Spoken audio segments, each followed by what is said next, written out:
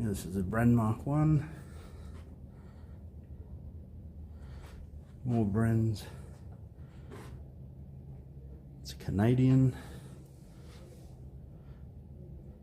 7.92.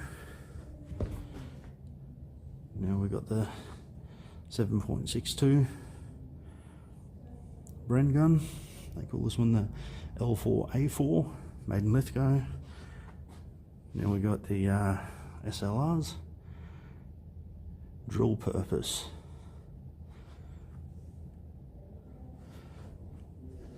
L2A1, that one.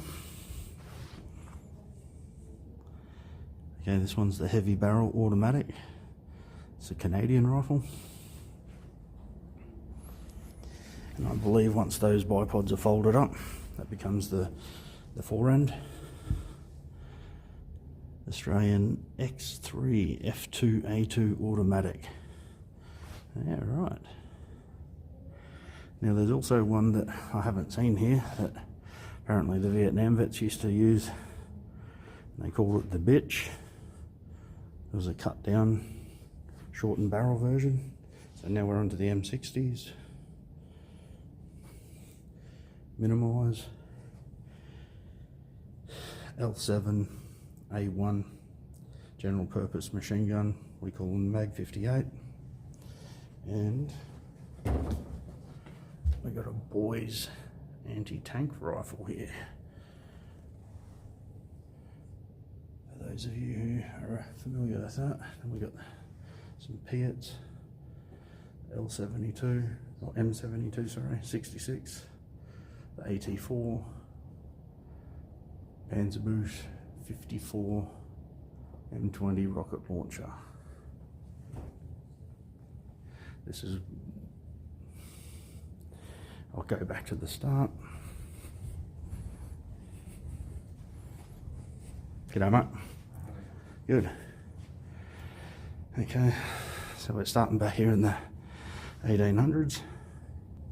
So I believe we've got a brown bass up the top there.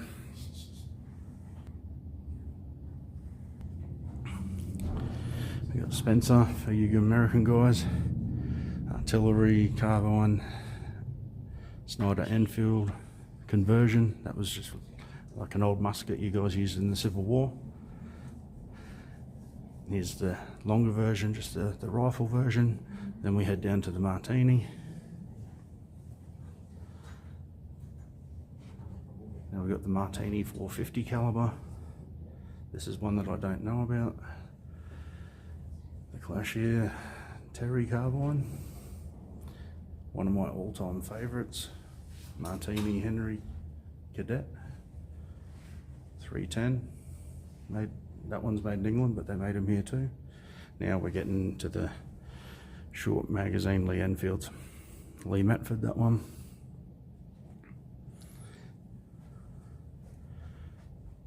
We've got a carbine up the top. That looks really cool, lightweight, but I imagine that would kick pretty hard.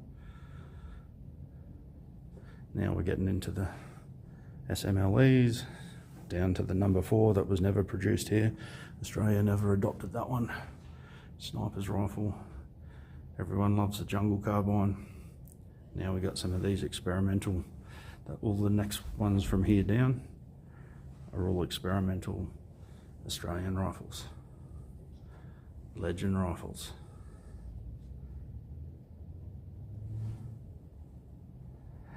And this one here is my overall favourite.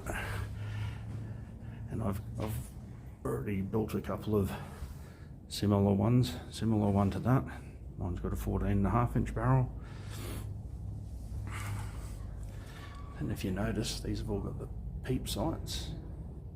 But the peep sight was found that it wasn't useful until you went right to the back there. So that's like a number 4 type sight, or a jungle carbine sight mounted to the back of an SMLE number 1 Mark III Star with the jungle carbine flash hider. And this one above it is pretty much the same deal, except you can see it's got the standard tangent sight, but look how short that sight radius is. So for anything outside of the jungle, or you know, it'd be fine for pig shooting up close, but this is the one where it starts to get pretty much how you'd want a patrol rifle these days. Another sniper, and this one here was a failed attempt at making him in 7.62 by 39, oh sorry, by 51 or 308. Again, it's got the very short sight radius with the tangent rear sight. This one uses the SLR magazine, but they found the rifle wasn't strong enough for the pressures of the 308 or 7.62. This one here is made in Bakelite, so it's got Bakelite fore ends and stocks, but that twisted and warped and things like that from the heat, so it didn't work. But I think that would be a super cool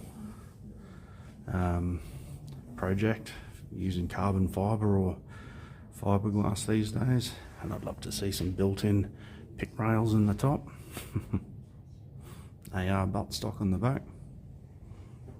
Anyway, grenade launcher cup. Now we've got a sectioned off one. Now we're getting onto the submachine guns, and I'm going to have still photos and close-ups of all these Tommy guns down to the Owens.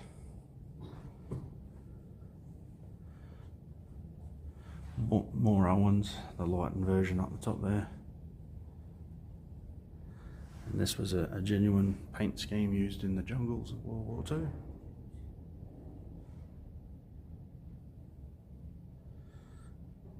So this one here looks interesting. It's like nearly like a grease gun.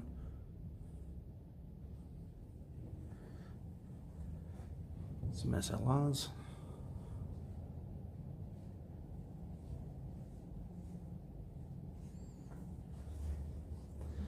F1s, which is kind of like a Sterling with a vertical magazine. F88s.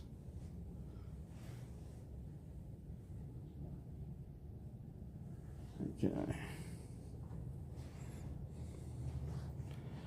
Now this is the newest version, I believe. Can't remember what that one's called. Enhanced F88 or something. Now these are all sporting arms, these ones here.